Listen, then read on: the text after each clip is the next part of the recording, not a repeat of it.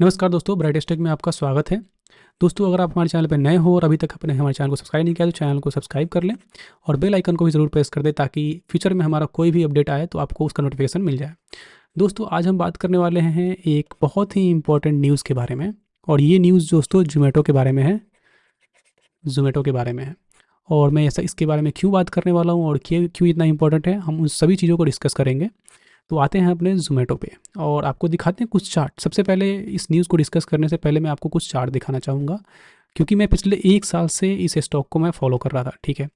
और स्टॉक को फ़ॉलो करने के दौरान मैंने बहुत सारी चीज़ें देखी कि लगातार स्टॉक में ग्रोथ हो रहा है और फिर भी देखो कंपनी लॉस में होने के बावजूद भी अगर उसके स्टॉक प्राइस में कुछ ना कुछ मूवमेंट हो रहा है और भी लगातार, तो वहाँ पे आपको समझना होता है कि ये मूवमेंट जो है वो क्यों हो रहा है। अगर आप इस मूवमेंट को देखो, मैं यहाँ पे अगर मूवमेंट दिखा रहा हूँ आपको, इस मूवमेंट को देखो, तो ये कितना रुपए है, ये लगभग 90 रुपये है। 90 रुपये से लेके अभी ये 6 मंथ में कितना का रिटर्न दे चुका है, 60% से ऊपर का रिटर्न दे चुका है।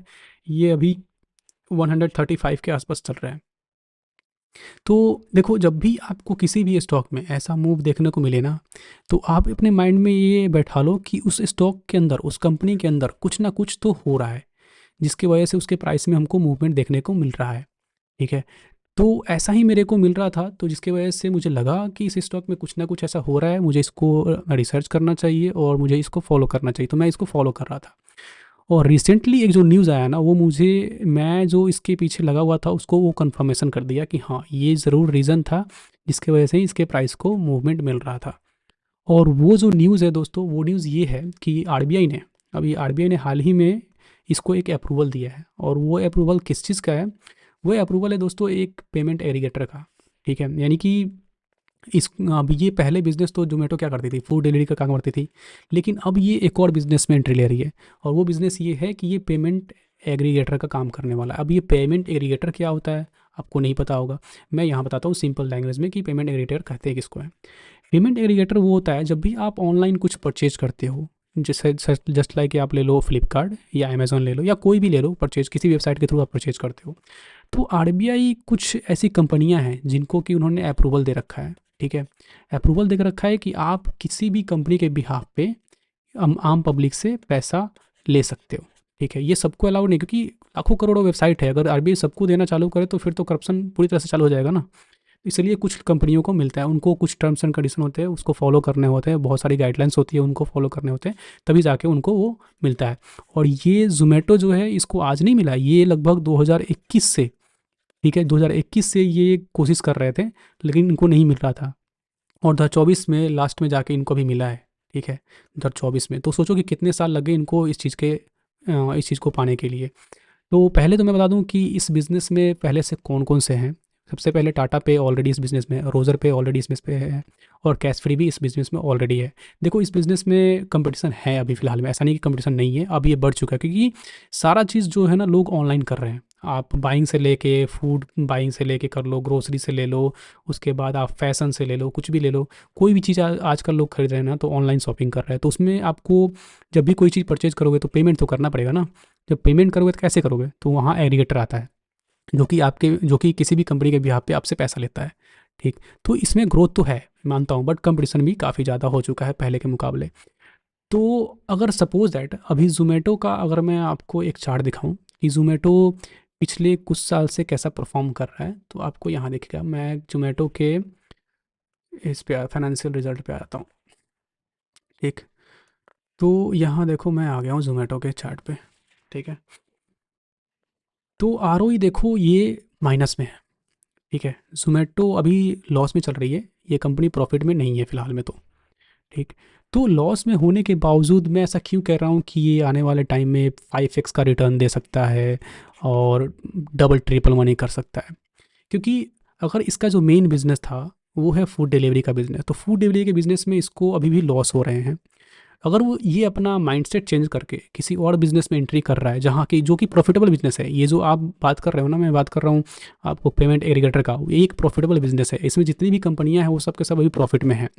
तो अगर ज़ोमैटो इस बिज़नेस में आता है और इसको अच्छे से टैकल कर लेता है, अच्छे से क्लाइंट्स बना लेते हैं, तो उसके बाद इसकी प्रॉफिटेबिलिटी की चांसेस और बढ़ जाएगी, ठीक है? और आने वाले फ्यूचर में ये प्रॉफिटेबल कंपनी बन सकता है, ठीक है। तो जैसे ही ये प्रॉफिटेबल कंपनी बनेगा ना, तो इसका स्टॉक जो है ना स्काई रॉकेट की तरफ भागेगा, क्योंकि ऑलरेडी आपको मैंने 6 मंथ का इसका चार्ट दिखाया, 6 मंथ में ऑलरेडी ये कितना आगे बढ़ चुका है आप देख चुके हो। जब ये स्टॉक ऑलरेडी लॉस में है, इसका आरओई ऑलरेडी माइनस में चल रहा है, ठीक है, यहाँ पे देखो आरओई इसका माइनस में है, आरओसी भी माइनस में है, सब माइनस में है, फिर भी इसके स्टॉक बढ़ के लगभग 60% से भी ऊपर का रिटर्न हमको दे चुका है लास्ट 6 मंथ में। तो अगर ये प्रॉफिटेबल बनता है तो इसका रिटर्न कहाँ जाएगा, इसका आप आइडिया लगा सकते हो। तो इसीलिए इस पॉइंट ऑफ व्यू से ये स्टॉक अभी बहुत ही इंपॉर्टेंट है, इस न्यूज़ के पॉइंट ऑफ व्यू से, क्योंकि आने वाले टाइम में ये न्यूज़ काफ़ी मतलब इस स्टॉक के प्राइस में मूवमेंट हमें दिखा सकता है। लोग बाइंग करेंगे और हेवी बाइंग करेंगे, जिसकी वजह से प्राइस में मूवमेंट और तेज़ी हो। तो आप कहीं पीछे ना छूट जाओ, इसके लिए मैं आपसे ये कह रहा हूँ, एक अनुरोध है मेरा एक, कि आप इस स्टॉक को फॉलो करें और देखें कि आप अपने वॉच लिस्ट में डाल के कि कैसा इसका मूवमेंट रह रहा है। अगर आपको लगे कि इसको बाई कर सकते हैं तो आप ज़रूर बाई करें और इसको लॉन्ग टर्म में होल्ड करने की कोशिश करें। ये शॉर्ट टर्म के लिए नहीं है, क्योंकि ऑलरेडी ये कंपनी लॉस में है अभी फ़िलहाल में। तो जैसे जैसे इसके मार्केट के रिजल्ट आएंगे उसके अकॉर्डिंग प्राइस में फ्लक्चुएसन आपको देखने को मिलेगा। तो प्राइस में जब फ्लक्चुएसन देखने को मिलेगा तो ऑब्वियसली बात है कि कुछ लॉसेस भी होंगे, कुछ प्रॉफिटेबिलिटी भी होगी। तो इसलिए अभी फ़िलहाल में तो मैं यही कहूँगा कि इस स्टॉक में आप पैसे लगाओ या ना लगाओ, ये तो आप पे डिपेंड करता है, बट इसको वॉच लिस्ट में ज़रूर डालो और वॉच लिस्ट में डाल के आप देखो कि हाँ, कि कब आप इसको बाई कर सकते हो, कब आप बाई नहीं कर सकते हो। फिलहाल में मैं आपको इस स्टॉक के एक रिजल्ट के बारे में दिखाना चाहता हूँ कि लास्ट कुछ क्वार्टर्स में इसका रिजल्ट कैसा रहा है। तो मैं हाँ, एक और की पॉइंट्स मैं यहाँ पे दिखा सकता हूँ कि ये कंपनी अभी डेट फ्री है, कंपनी के ऊपर डेट भी नहीं है, यानी कि कर्ज फिलहाल में तो नहीं है, ठीक है। तो ये एक बढ़िया संकेत है। हाँ, मैं अभी यहाँ आ गया हूँ, 1 मिनट। हाँ, ये देखो, सितंबर 2020 में आप कंपनी के फाइनेंशियल्स को देखो यहाँ पे। सितंबर 2020 में कंपनी का जो फाइनेंस था, यहाँ देखो 426 रुपीज़ ये सेल्स से कंपनी का इनकम था, ठीक है। और ये लगातार देखो 20 में, फिर 21 में, जून में 21 जून के क्वार्टर में, फिर दिसंबर के क्वार्टर में, फिर 22 में, 23 में, फिर 22 में ये देखो, फिर 23 में देखो, 23 में, ये लगातार जो आप एक रेवेन्यू में देखो तो यहाँ पे लगातार बढ़ोतरी हो रहा है, कहीं भी आपको रेवेन्यू घटते हुए नहीं दिखेगा।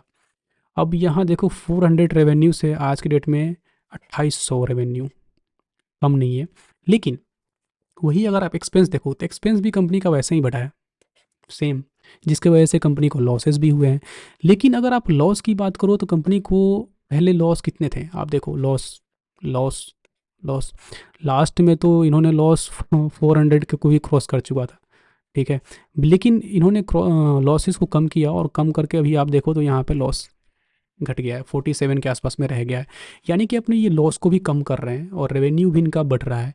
तो ये कंफर्म है कि आने वाले कुछ साल में ये एक प्रॉफिटेबल कंपनी बन जाए।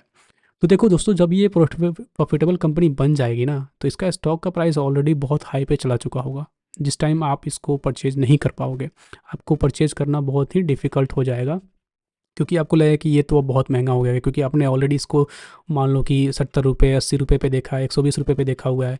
तो इस प्राइस में देखे हुए स्टॉक को अगर वो स्टॉक से 700 के आसपास में चला जाए तो क्या आप बाई कर पाओगे?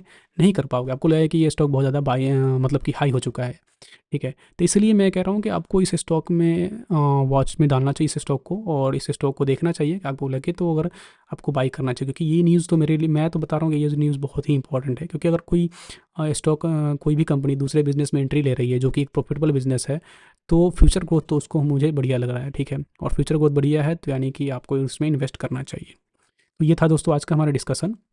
वीडियो आपको कैसा लगा आप हमें कमेंट में लिख के बताओ, और कमेंट में ये भी लिख के बताओ कि अगर आप इस स्टॉक में बाई करना चाहते हो या नहीं करना चाहते हो, क्या आप इसको होल्ड करना चाहोगे, और होल्ड करना चाहोगे तो कितने साल के लिए होल्ड करना चाहोगे, कि ये लॉन्ग पीरियड के लिए है, ठीक है। मैं कहूँगा कि जितना लॉन्ग इसको होल्ड कर सकते हो उतना लॉन्ग होल्ड करो, वही फ़ायदा देगा। कुछ 5 साल 6 साल में जाके इसका रिटर्न आपको दिखेगा, ठीक है। तो thank you for watching our video and do not forget to subscribe our channel.